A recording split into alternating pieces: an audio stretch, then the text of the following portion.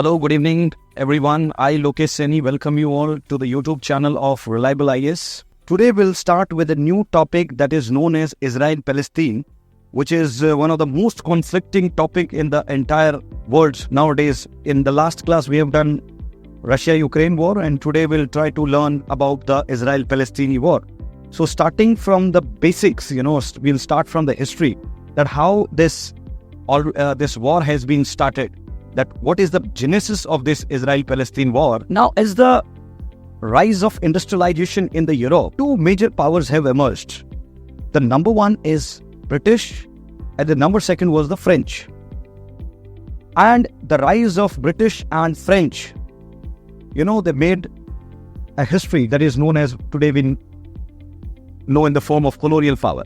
At the same time, there was a unification of Germany under Ottoman Bismarck.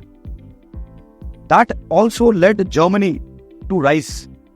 So the rise of Germany resented for the Britishers and French. So after that, they had a treaty. Secretly, these Britishers and French have a treaty against the Germany, and the treaty was known as the Sykes-Picot, and which is also known as the Asia Minor Agreement. The result of this agreement, when the First World War broke out in 1940, Germany defeated. The Allied power win and Axis power got defeated.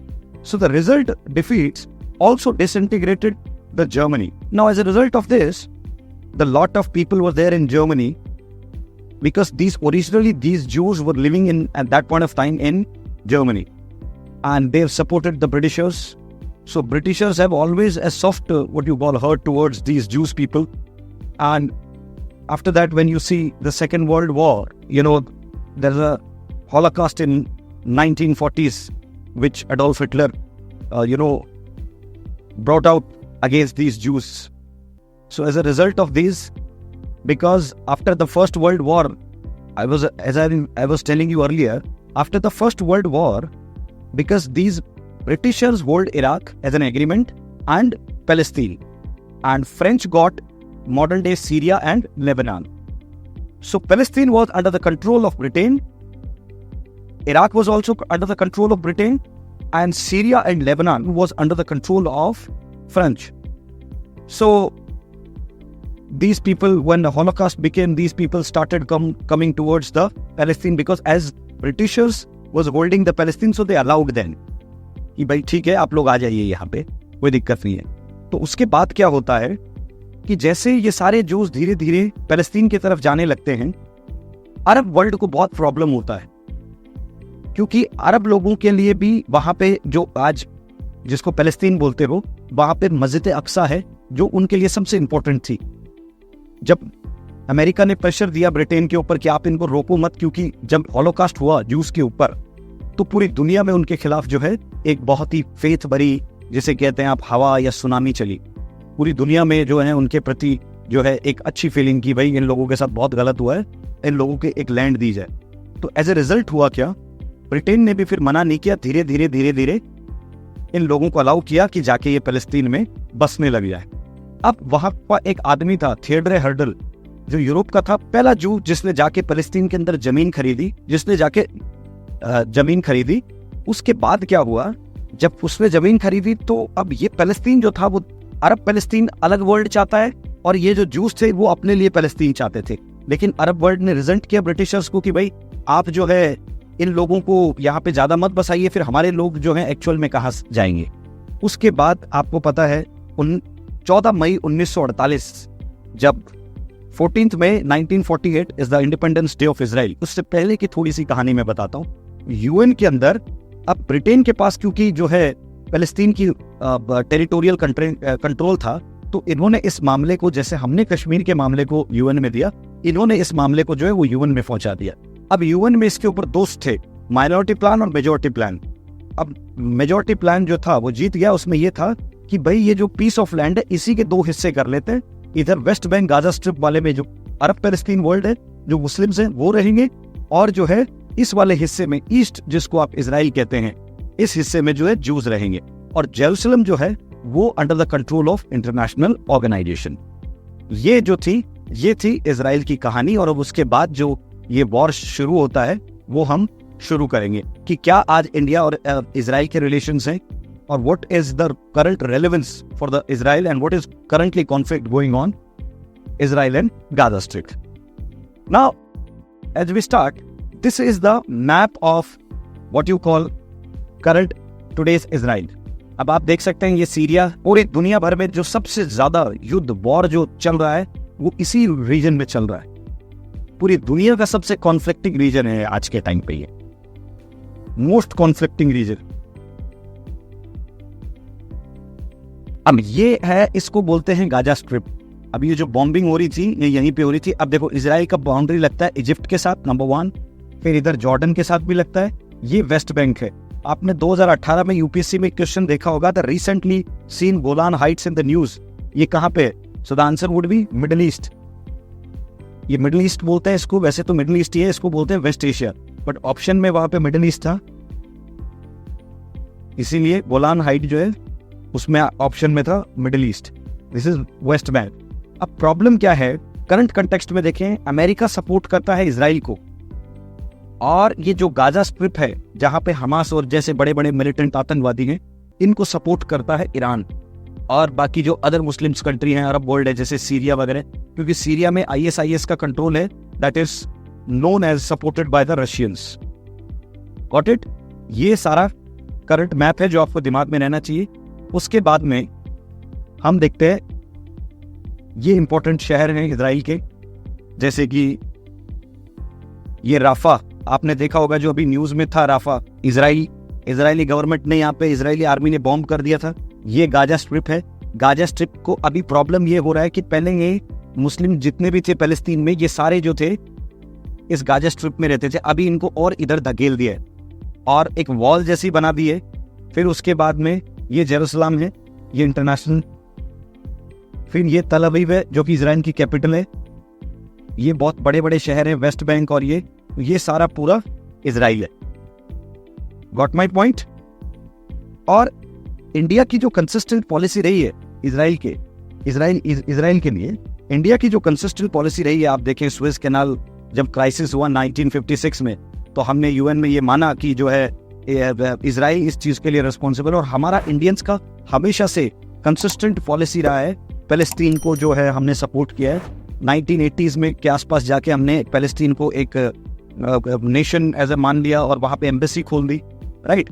और फिर 2018 में जाके पहली बार भारत का कोई प्रधानमंत्री नरेंद्र मोदी, जो current Indian prime minister है, वो गाजा स्ट्रिप पैलेस्टीन जाके हैं। 2018 was the first time when any Indian prime minister has visited this conflicting zone which is known as the Gaza Strip. And these are the Golan Heights. ये Lebanon है, this is Syria, okay, this is Jordan, and this is Egypt. Now key areas in the region. अब इस reason के अंदर जो जो important areas हैं हम उनके ऊपर डिस्कस करेंगे। दिस इज मेडिटेरियन सी, ये आपको मैंने ऑलरेडी बताया, एक पट्टी जैसी है, उसको बोलते हैं गाजा स्ट्रिप। फिर this is Jerusalem, West Bank, Jordan, Israel. Now Gaza strip a densely populated area on the Mediterranean coast. ये मेडिटेरियन कोस्ट है। इस मेडिटेरियन कोस्ट के मेडिटेरियन इसके वेस्ट में है और मेडिटेरियन के ईस्ट में that is Gaza strip, a small piece of land where lump sum 20 lakh people are living. Lump sum 2 million means 20 lakh people are living. Since 2007, it has been governed by the Hamas. Hamas is a militant group, an Islamist political militant group that opposes the Israel because they don't want that Israel, because ये feel करते हैं कि originally Palestine में तो हम लोग रह रहे थे। यूज तो जो है वर्ल्ड वॉर फर्स्ट के बाद में आए थे और बाद में धीरे धीरे उन्होंने इसको कॉलोनाइज कर लिया। अरब वर्ल्ड ने भी यही माना। और पैलेस्तीन क्या है? पैलेस्तीन एक जगह का नाम है और दोनों चाहते हैं, अरब वर्ल्ड चाहता है कि हमारा पैलेस्तीन हो और इजराइल वर्ल्ड चाहता है कि ये पूरा पैलेस्तीन जो है हमारा हो। So Palestine is a place which both Arab world also want that this leads to, I mean, this is for Muslims, and these Europeans or whatever you call this Israelis, they believe that these belongs to the, very, what you call, very holy land for our Jews. ठीक है? While Gaza has some autonomy, Gaza के पास कुछ autonomy थी, Israel controls its airspace. Israel control करता है उनका पूरा airspace. Sea axis, ये आप जितना भी देख रहे हो मेडिटेरियन पे, ये पूरा सी एक्सिस जो है, अब आप ये सोच रहे हो कि वो इधर से वॉर कर सकते हैं या इधर से, नहीं, ये जैसे ये अगर जितना सा ये एक स्ट्रिप है जिसके अंदर कम से कम 20 लाख लोग रहते हैं, इतने से एक स्ट्रिप के अंदर, इस पूरे स्ट्रिप के बाहर पूरा नेवी का कंट्रोल है, इधर वॉल्स लगी हुई है, तो उनका पूरा जो फंडामेंटल राइट है वो पूरा एक तरह से रोक के रखा है इजरायली मिलिट्री फोर्सेस ने, ठीक है, ताकि वो लोग कोई टेररिस्ट एक्टिविटीज नहीं कर पाए, क्योंकि उनका आरोप ये रहता है कि ये जो पूरा गाजा स्ट्रिप है इसको कंट्रोल करता है हमास, जो कि एक मिलिटेंट ग्रुप है, राइट। फिर उसके बाद which causes the tensions due to restrictions and the movements in goods, वही मैं बोला आपको कि whatever these goods and services, because every day every human being needs the daily necessities which are controlling by these Israeli forces, so they feel that our everything, our be it fundamental right, be it our natural right, that has been blocked by these Israeli forces. So as a result of that, these people have took arms into their hand. After that, West Bank, this is known as the West Bank. This, if you consider this Israel entire, so the west area of the Israel, this is Gaza Strip, this is the east Israel, this is north, this is west, this is east, and this is west, but still it is known as the West Bank. Why? The territory is much larger than the Gaza, and it is situated between Israel and Jordan. It is the home of around 3 million Palestinians, ठीक है, but also hundreds of thousands of Israeli settlers are also there, ठीक है। The West Bank, अब ये जितना भी जो पूरा वॉर चल रहा है ये पूरा गाजा स्ट्रिप में हो रहा है, अभी जो सारा वॉर चल रहा है that is happening in the Gaza strip. उसके बाद में वहां जिस गाजा स्ट्रिप में 2 मिलियन पीपल रहते थे, कितने 2 मिलियन पीपल, और वेस्ट बैंक में रहते 3 million people along with the Israeli Jews. The West Bank is partially governed by the Palestinian Authority Fatah, but the larger areas remain under the Israeli military control and the legal Israeli settlement there are considered illegal military international law. West Bank जो है वो partially governed होता है, Israeli government उसको control करती है, और in the name of for the security reasons and these countries like Israel, they don't want to threaten their internal security and external security, because they believe that it is our fundamental right to protect our nation from the terrorism, and they believe that the people who are controlling Gaza Strip and the West Bank people, these people are supported by the external supporters, and they are here to spread the extremism and to spread the terrorism in the Israel. Jerusalem जो है, this is the Jerusalem, the center of the Israel, and this is a city which is internationally recognized, a very holy place, a city of immense religious significance for Jews, Christians and Muslim. The old city contains the Western Wall. इस city में एक western wall है that is known for Judaism, the Church of the Holy Sepulchre that is known for Christianity, and there is Al-Aqsa Mosque. ठीक है, Al-Aqsa Mosque जो कि मुसलमानों की सबसे पवित्र जगह इसको ये मानते हैं। Al-Aqsa इस्लाम में बहुत ही इसका एक महत्वपूर्ण है, ठीक है। The international community views the East Jerusalem as occupied territory. जो इंटरनेशनल कम्युनिटी है वो इस ईस्ट जेरूसलम को, इधर वाला है, एक ऑक्यूपाइड टेरिटरी मानते हैं, while Israel claims the entire city as undivided capital. अब देखो, मैंने आपको स्टार्टिंग में बताया था, ओरिजिनली तो पैलेस्तीनी रह रहे थे यहाँ पे, जूस तो बाद में आए थे, लेकिन अब ये इजरायली ये कह रहे हैं जेरूसलम जो है ये कि पूरा हमारा है। और ये लोग ऐसे मानते हैं पैलेस्तीनी कि ये जो जेरूसलम का ईस्ट वाला पार्ट है ये इजरायलियों ने यहाँ आके कब्जा किया है, लेकिन इजरायली कहते हैं कि कब्जा नहीं किया, पूरा जेरूसलम ही हमारा है। तो this is the current what you call situation going on their. फिर हिस्टोरिकल बैकग्राउंड क्या है? Earlier 20th century tension during the world war first, the Britain promised the support for a national home for the juice. World war second के बाद मैंने आपको बताया था, Britishers ने बोला, क्योंकि इनके खिलाफ जो है हॉलोकॉस्ट हुआ, अमेरिकन्स ने भी प्रेशर डाला, तो इन्होंने जो है उस पॉलिसी को लिफ्ट अप किया और आने दिया जितने भी whatever those Jews, those who wanted to reside here, settle here, they allowed them to settle here for the home of Jewish people in the Palestine. This was seen by the Arabs as a betrayal, and they were also promised independence of supporting British against the Ottomans. अब उसके बाद में उन्होंने भी promise किया कि अगर आप इस चीज को हमें सपोर्ट नहीं करोगे तो we will also support the Ottoman Empire, because Arab world has a what you call a very brotherhood feeling for these are Muslim brothers. And the second most important thing, there is a mosque that is known as Al-Aqsa Mosque, which is a very pious, which is what you call a very piety for the Muslim world. British mandate in 1920 to 1948. After World War II, the Britain to control the Palestine under the mandate from the League of the Nation, Jewish immigration increased.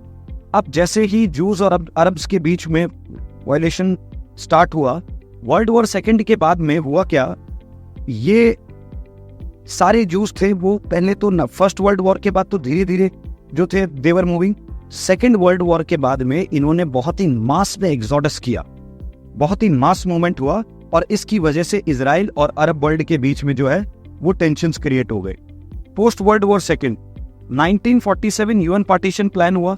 The UN propose the divide Palestine into two separate Jews. मैं आपको already बता चुका हूं, Jews and Arabs stayed within the Jerusalem as an international city. Jews accepted the plan but Arabs rejected, leading to the fighting. और उसके बाद में एक ही जगह पे दो सॉल्यूशंस नहीं निकल पाए. इसीलिए लोग बोलते भी हैं इजराइल और पैलेस्टीन का there is only solution that is known as the two state solution. Okay, now 1948 war, Nakba. Israel declared independence in 1948. कब इनको मिला? 14 मई. ये लोग सेलिब्रेट करते हैं कब अपना? 14 मई 1948, which was immediately followed by the war between Israel and Arab neighbors. The war resulted in Israel victory and displacement of around 7 lakh Palestinians who fled were forced to their. अब हुआ क्या? जैसे Israel got independence, they had a fight with Saudi Arabia war. उसको 6 days war भी बोलते हैं. इस war में रिजल्ट हुआ सऊदिया हार गया. इस वजह से पैलेस्तीनी पीपल 7 लाख पैलेस्तीनियों को अपना घर छोड़ के जाना पड़ा, और Israel become an independent power. Israel become a very independent what you call country after this war. Got my point? Now this is a Gaza strip, Palestine, तल अवीव जो कि करंट में इजराइल की कैपिटल है, ठीक है, जो कि यूएस मानता है. जेरूसलम ये जो इंपॉर्टेंट है, इस शहर का जो ईस्ट वाला है वो इजराइल ने कैप्चर करके रखा है, ठीक है. लेकिन और इजराइल एक तरफ ये भी मानता है कि ये पूरा जो एरिया रीजन है दिस इज आर्स ओनली. फिर जॉर्डन है, गोलान हाइट्स है, फिर ऊपर नॉर्थ ऑफ इजराइल लेबनान है, नॉर्थ ईस्ट में सीरिया जॉर्डन है, ठीक है. फिर इधर वेस्ट में जो है that is Egypt. Mid 20th century में मैंने आपको बताया स्विस क्राइसिस हुआ था 1956 के अंदर. Israel, Britain, France attacked the Egypt. Israel ने, ब्रिटेन ने और फ्रांस ने अटैक किया इजिप्ट को after Egyptian president Gamal Abdel Nasser nationalize the Suez Canal. International pressure forced them to withdraw, but it showed the Israel growing military power. उसके बाद 1967 में जो है 6 days war हुआ था, जिसके अंदर इजराइल जो है वो एज अ विक्टर बन के आया था. अच्छा, सबसे इम्पोर्टेंट बात जो है इसमें हमें देखनी है कि India at this period of time, आप ये सोचे कि India, what was the India stand? India was having some way a support to the Palestine because India also got an independence in that same era, 15 August 1947. So how could India, supported some country which is, acquired or, acquired by the annexation or acquired by the forceful power? So at this phenomena, at this arena, or at this age or time, India was having good relations with the Palestine. That matter is different, that they recognized Palestine as a different country in the 1980. After that, what happened? 1970s to 1990, there is a first intifada, 1987 to 1993, a Palestinian uprising against Israeli occupation. Palestine के लोगों को गुस्सा फूटा पहली बार 1970 के दशक में against Israeli occupation, marked by the protester, boycott किया एंड वायलेंस. तो वायलेशन स्टार्ट हुआ 1987 और अर्ली 90s में. This uprising highlighted the Palestine frustration with the status quo and led to the start peace talks. क्योंकि अब Israeli तब तक जो है बहुत फोर्सफुल पावर बन चुके थे, क्योंकि इनके पास ब्रिटेन का साथ था, अमेरिकियों का साथ था, जूस के पास. और अमेरिका में तो लोग ऐसा कहते हैं कि अमेरिका की जो सबसे स्ट्रॉन्गेस्ट लॉबी है, business lobby, all are, be it Bill Gates, be it Mark Zuckerberg, be it Elon Musk, जितने भी लोग हैं बिल गेट्स वगैरह, they all people are Jews people. फिर पीस एफर्ट हुआ, ऑस्लो अकॉर्ड हुआ 1993 में, aimed to establish a framework for Palestine self governance. ये चाहते थे कि एक पैलेस्टीन सेल्फ गवर्नमेंट कंट्री बनाए, but have faced numerous obstacles and peace process remain stalled. 1987 से मामला शुरू हुआ, 1993 तक कोई भी कंक्लूजन पे नहीं पहुंचा. पैलेस्टीन जब वॉर कर रहा था तो वॉर के बाद में they got fed up and they got tied up. They got to know that war is not a solution. At the end of the day, dialogue will bring the solution. Second Intifada 2000 to 2005, more violent than the first intifada widespread. अब जो था, जो war जिसे अपन कहते हैं real में, destruction of masses by weapons, and there is that war started, that is also known as the bloody war. Entire blood was there into this West Asia, and this war has a spillover effect in Arab Spring also. You can say whatever war today going in the West Asia or Middle East, somewhere related to, directly or indirectly, Israel Palestine. फिर Gaza again 2008 to 2021 पे multiple conflict between Israel and Hamas, the militant group governing Gaza, Israel says it is defending itself from the rocket fire. Israel के पास आज खुद का एक defence system है जिसको air डोम बोलते हैं अपन। इजराइल पे आने वाली किसी भी तरह की मिसाइल, कहीं से भी आने वाली मिसाइल को वो रोकता है। और इजराइल ने अपना दमखम दिखाया 6 days वॉर में अगेंस्ट सऊदी अरबिया, ठीक है। While Palestinian in Gaza face the harshest condition due to Israeli blockade. पैलेस्तीनियों को जो है बहुत ही they have to face the very tough time due to this the blockade of the normal goods and services by Israelis. But Palestinian people are also not innocent because these people getting the support of the militant group like Hamas and all. So that is the real problematic thing for America and Israel both. Current situation क्या है आज? Gaza strip पे current governments है, the Gaza Strip has been controlled by the Hamas since 2006. आज जो Hamas है that उसने control करके रखा है 2006 से किसको? गाजा स्ट्रिप को, facing a blockade from Israel and Egypt that has led to humanitarian conditions. क्योंकि इजराइल ने क्या किया है, इजराइल ने इन लोगों की बेसिक कंडीशंस को, जिसको कहते हैं बेसिक कंडीशंस को ब्लॉकेड किया है। बी इट ह्यूमैनिटेरियन चीजों में क्या आता है, फूड आता है, सप्लाई चेन डिस्ट्रप्शन आता है, मेडिकल आता है, जितनी भी इंपॉर्टेंट चीजें थी इजराइल ने सारी चीजों को ब्लॉक किया। इस वजह से मजबूरी में पैलेस्टीन पीपल ने ये कहते हैं कि हमने मजबूरी में हथियार उठाए, क्योंकि इन्होंने हमें मजबूर किया हथियार उठाने के लिए। Because these people first they have captured our land, they have captured our everything, and now they are sending you to go out from this place. So these things are hurting these Palestinian people.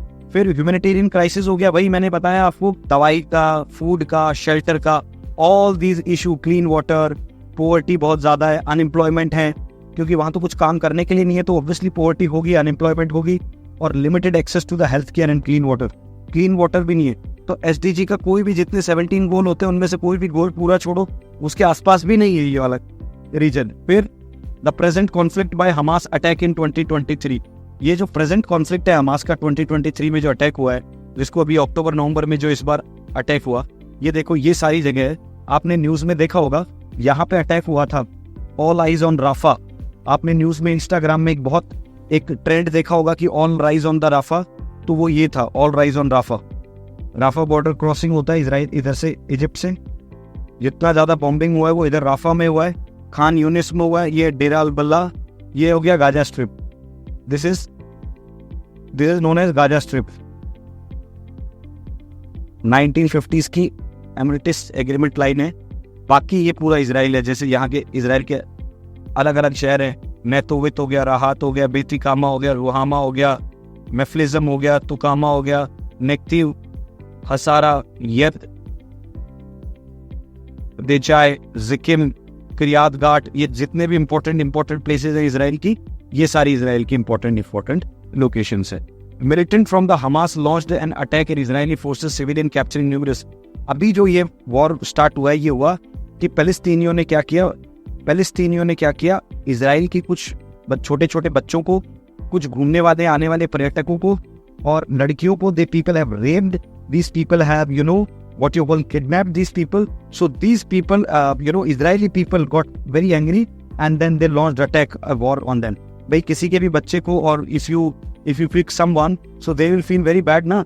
And Hamas stated the attack was in the retaliation of Israeli military. क्योंकि Hamas ने क्या बोला, Hamas ने बोला कि हमने ये जो अटैक किया है ये रिटेलिएशन के लिए किया है for Israeli military operations in the West bank.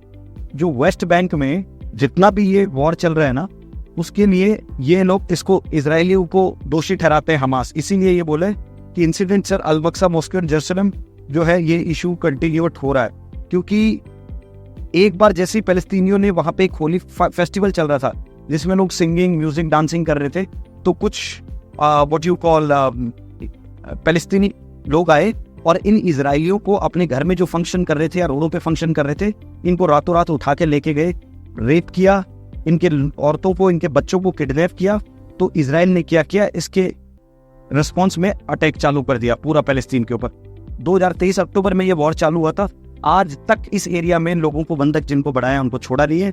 अभी रिसेंटली आपने बेंजामिन नेतन्याहू जो कि इजराइल के प्राइम मिनिस्टर हैं, उनका आपने भाषण सुना होगा कि इजराइल एक ना एक दिन इस वॉर को खत्म करेगा और इस वॉर का एक ही सॉल्यूशन है, that is dialogue. Now these are the things. Over 500 missiles fired from the Gaza resulted. 500 missile Gaza की तरफ से भी आई जो कि कैजुअलिटी हुई बोथ साइड से, 5000 sorry. Israel responded with the operation targeting Hamas controlled area in Gaza. Gaza पे Israel ये बोल के अटैक कर रहा है कि ये जो जितना भी गाजा वाला एरिया है इसके ऊपर हमास एक मिलिटेंट ग्रुप है, एक आतंकवादी संगठन है, उसका कब्जा है, उसका ही has the control authority. That is why these people have attack in Gaza. Israel planning ground incursions with the goal of dismantling Hamas. Israel का प्लान है कि हमास को डिसमेंटल कर दे और handling Gaza to international authority, और Gaza को international authority को दे दे। मतलब इन सारे मुस्लिम्स को यहाँ से निकाल दें जितने भी यहाँ पे इजरायली ने प्लान किया है, क्या with the goal of dismantling Hamas. इस हमास को जड़ से ही खत्म करना चाहते हैं और ये जो लैंड है इसको इंटरनेशनल एरिना को देना चाहते हैं। फिर उसके बाद में reasons behind the ongoing conflict. Reasons behind the ongoing conflict, territorial dispute. Both sides same claim है कि लैंड हमारी है। इजरायली कहते हैं कि ये हमारा West Bank continue to expand है, complicating the prospect for viable Palestine state. Palestine वाले तो कहते हैं ओरिजिनली हमारी लैंड है, इजरायली वाले कहते हैं कि ये लैंड जो है ये हमारी लैंड है और लैंड तो है ही है, जबकि ये कहते हैं कि ये जो सेटलमेंट है इस एरिया में वो कंटिन्यू एक्सपेंड होता रहेगा, complicating the prospect for the viable Palestine state. फिर सिक्योरिटी कंसर्न्स भी है सबसे बड़े। आज इस रिलेशन को हम यूपीएससी पॉइंट ऑफ व्यू से इसलिए पढ़ रहे हैं because this is one of the most important security agreement, क्योंकि पूरी दुनिया का जिसको कहते हैं आर्क है, जो पूरी दुनिया में जो सबसे ज्यादा आतंकवाद है वो यही वेस्ट एशिया से शुरू होता है। वेस्ट एशिया से मिडिल ईस्ट कंट्री में आके अफगानिस्तान पाकिस्तान के रास्ते पे आके इंडिया की गुजरात शोर पे खत्म हो जाता है। ठीक है, ये पूरी जो आर्क मैं आपको बता रहा हूँ ये दुनिया के सबसे टफ आर्क है और पूरे जितने भी टेररिस्ट कंट्रीज हैं ज्यादातर इन्हीं कंट्रीज से। फिर रिफ्यूजी क्राइसिस हो गया। अब आप बताओ 2 मिलियन लोग एक तरफ, 3 मिलियन, 3 तो 5 मिलियन, 50 लाख लोगों को आप रातों रात सड़क से तो नहीं निकाल सकते। आपको उनके लिए रहने की व्यवस्था करनी पड़ेगी। You have to take care of their food, you have to take care their medical, you have to take care of their potable water, you have to take care every basic humanity needs. फिर political divisions है, political division है, Hamas in Gaza and Palestine Authority in the West. Split है division का कि जो Hamas है वो तो गाजा में है, हमास इन गाजा और Palestine Authority in the West Bank complicates the negotiation. दोनों ही झुकने को तैयार नहीं है। Unified Palestine strategy for the peace. फिर पीस प्रोसेस कैसे कैसे हुए। The peace process seen the various attempt including the Camp of David summit 2000, but no one have yielded lasting results as a key issues like border, status of Jerusalem और refugee remain the unresolved। इसका क्या मतलब है? देखो, piece camp बहुत शुरू हुए, Oslo Accord हुआ, डेविड कैंप हुआ 2000 में। ये पीस कैंप इसलिए थे कि इजराइल और पैलेस्टीन के बीच में जो दोनों कॉन्फ्लिक्टिंग पार्टीज हैं इनके बीच में एक रेजोल्यूशन बनाया जाए और जो है इजराइल को और पैलेस्टीन को एक सेफ लैंड बना जाए वहाँ के सिटीजन्स के लिए, क्योंकि आपस में दोनों कंट्रीज की आइडियोलॉजिकल वॉर्स हैं, उसके अलावा रिलीजियस वॉर्स है और इस वजह से सबसे ज्यादा नुकसान हो रहा है सिविलियंस का, जो कि 5 मिलियन सिविलियन वहाँ पैलेस्तीनी रहते हैं और नॉर्मल सिविलियन इजराइल के भी, दोनों को नुकसान है। करंट इनिशिएटिव क्या है? Abraham Accord which normalize the relation between Israel and several Arab world, जैसे कि यूएई हो गया है ना, सऊदी अरब हो गया, have shifted regional dynamics but have not directly addressed the Palestine situation ongoing international effort. अब देखो, अरब वर्ल्ड के बीच में और इजराइल के बीच में, दोनों के बीच में एक डिफेंस डील साइन हो गई जिसके अंदर ये है कि वो ना उसके बारे में बोलेंगे ना उसके बारे में बोलेंगे। ठीक है, अब जैसे आज पैलेस्टीन का इशू चल रहा है तो सऊदी अरब नहीं बोल सकता, क्यों? क्योंकि इन्होंने अब्राहम अकॉर्ड कर रखा है इजराइल के साथ। आज कोई भी मुसलमान कंट्री जो है वो इनके खिलाफ नहीं बोल सकता, क्यों? क्योंकि उन्होंने एक अकॉर्ड साइन कर रखा है जिसमें एक दूसरे की सोवरेनिटी, इंटीग्रिटी और यूनिटी को प्रोटेक्ट करने की बातें करी है। तो जब सोवरेनिटी की बात ऑलरेडी करेंगी तो ऑब्वियसली कोई नहीं चाहेगा कि किसी भी कंट्री का आंदोलनी मसला है जो सामने वाला कंट्री देखे। So these are the real challenges. फिर possible solutions to the conflict. इस सॉल्यूशन क्या है इस, ये देखो कैसे रात, आप ये सोचो इतना मुश्किल है वहां जीना इस वक्त, आप देखो पूरे की सिटी पूरे सिविलियंस, कितने हजारों लोग, लाखों लोग इन बिल्डिंगों में रहते होंगे, अचानक बॉम्ब आके गिरता है बिल्डिंग पे और सब धुआं हो जाता है। So this is the life condition, the actual be it in Syria, be it in Israel, be it in Gaza Strip, पूरे वेस्ट एशिया में आज ऐसे हालात। और पॉसिबल सॉल्यूशन क्या है? 2 स्टेट सॉल्यूशन है, या तो इंडिपेंडेंट पैलेस्टीन स्टेट को भी बनाओ और इजराइल के पैलेस्टीन स्टेट को बनाओ ज्यूज के लिए, और अरब वर्ल्ड ये जो मुस्लिम लोग हैं इनके लिए बनाओ अलग से Palestine. 1 state solution, single nation where both Jews and Palestine have equal rights. या फिर एक ऐसा नेशन जहां पे ज्यूज को भी प्यार से रखें, ज्यूज भी प्यार से रहें और मुस्लिम्स भी प्यार से रहें, ठीक है। Joint capital in Jerusalem, a mutual capital for both sides, placing Jerusalem under the international government. ये भी कर सकते हैं क्योंकि जेरूसलम एक इंटरनेशनल सिटी है, तो रेदर तल अवीव जेरूसलम को एक अपना कैपिटल मान ले, जेरूसलम को एक अपना कैपिटल मान ले और उसी में दोनों कंट्रीज जो है, मतलब कंट्रीज अलग अलग रहें लेकिन कैपिटल जेरूसलम को मान ले। जैसे इंडिया में भी होता है, जैसे हरियाणा का और पंजाब का एक ही कैपिटल है, चंडीगढ़ यूनियन टेरिटरी है, तो ऐसे ही या इस तरह का कोई अरेंजमेंट कर ले। डिसआर्मामेंट, हथियार छोड़ने होंगे, क्रिएशन ऑफ डीमिलिटराइजेशन, जितना ज्यादा हथियार छोड़ेंगे, जितना ज्यादा क्रिएशन होगा डीमिलिटराइजेशन, जितना ज्यादा क्रिएशन होगा demilitarised Palestine state to ease Israel security concern. Israel ये चाहता है कि ये लोग बम गोला बारूद छोड़ दें, पैलेस्टीन भी ये चाहता है कि इजराइली लोग जो है गन छोड़ दें। तो दोनों के बीच में एक तो सबसे बड़ी बात है ट्रस्ट इश्यूज बहुत ज्यादा है। फिर उसके बाद कम्युनिटी डिप्लोमेसी। कम्युनिटी डिप्लोमेसी का मतलब यह है the grass root initiatives fostering the coexistence between Israeli and Palestinians. जो ग्रास रूट इनिशिएटिव्स हैं जो कोएग्जिस्टेंस करते हैं इजराइल और पैलेस्टीन, तो जिसे कहते हैं ना अपन business to business tie, cultural to cultural ties, religion to religion ties, तो ऐसे ही इनके साथ सॉफ्ट डिप्लोमेसी करनी पड़ेगी, तब जाके एक दूसरे के साथ अच्छे रिलेशन होंगे। सॉफ्ट डिप्लोमेसी करनी पड़ेगी। Got my point. अब ये आखिरी है, इंडिया का क्या स्टैंड है पैलेस्टीन के इशू पे। Support for Palestinian rights. India has historically supported Palestinian rights. India ने हमेशा पैलेस्टीनियन पीपल्स के राइट को जो है वो सपोर्ट किया है। India has always supported the Palestinian people. India has always they have supported Palestine people advocating just resolution. क्योंकि आपको याद होगा the conflict of Suez canal, you know, if you remember 1956 Suez Canal issue, India believed that situation was put by Israeli, because Israeli has put this entire region into a conflicting zone. So India believes always that Palestine, they are the victims, real victims, because Jews originally they were from Germany and they came here and settled here in Israel in the period of 1914 to 1940, just right after when the what you call Hitler started the Holocaust for these people. And when India says this thing that we have a good relations with Palestine, we are not only saying in 1980s we have opened our embassy, we have historically given importance to these what you call Palestinian people, and in 2018 the current prime minister was the first prime minister. Narendra Modi became the first prime minister to visit Palestine. So for us, Palestinian people are Palestine is an independent state. At the same time, Israel is our defense partner. We also respect Israel. But India has a very neutral stand. India is neither for the Israel side. India is on neither side of Palestine. Whatever there be, because in international relations, nobody is a permanent friend and nobody is a permanent enemy. The only permanent thing you have is your national interest or strategic interest. And current strategic interest is just to keep silent. So right to silence is also a fundamental right. Okay? Balanced diplomacy आपको मैंने बता दिया। Israel के साथ हम military defence equipment भी खरीद रहे हैं, इजराइल के साथ भी बात कर रहे हैं, और पैलेस्टीनियन लोग जो हैं और पैलेस्टीन के जितने भी लोग हैं उनको भी हम लोग जो है we are giving the humanitarian aids, just like food packets. You remember at the corona times we have given the COVID vaccines. COVID Maitri program was there. So at the same time, we are having a good relations with Israel. We are having our defense deals. We are purchasing a lot of drones. At the same time, we are sending the humanitarian aids, in the need of hour to these Palestinian people. So that is called the balanced diplomacy. Neither this side nor that side, we have a non-alignment. With engagement with both sides. So this is the same thing. Now this is the timeline of India-Israel relations, ladies and gentlemen. You can write.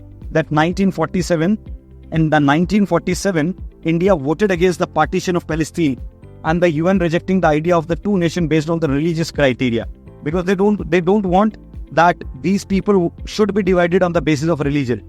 In 1950, India officially recognized the existence of Israel because they got independent in 14th May 1948.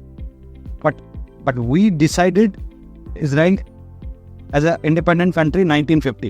In 1992, India and Israel established a full diplomatic relationship. Means 1992 was the first time when we had our embassy open with Israel. 2017, Indian Prime Minister Narendra Modi made a historic state visit.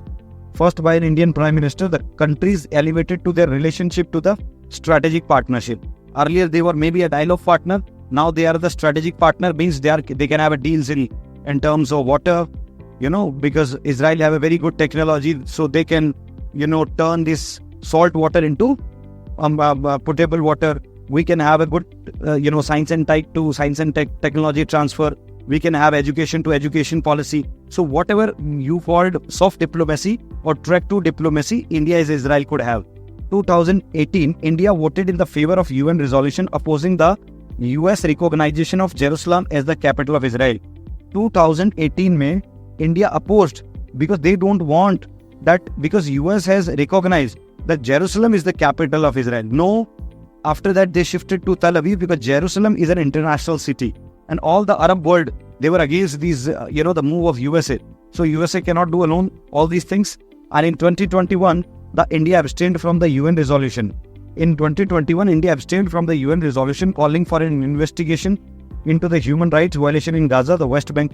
So, अगर हम Israel का साथ भी नहीं दिया, तो 2021 में भी हमने what we have done, we haven't opposed the Israeli that they have committed the human rights against the atrocities or what you call the Gaza Strip. So, ladies and gentlemen, this was all about the Israel-Palestine issue, conflict. Whatever you have doubt, you can please comment on the comment section box and you can let us know. And if any doubt, we will bring a new video on Israel-Palestine. Keep watching Reliable IAS. Please like, subscribe. Thank you for watching us.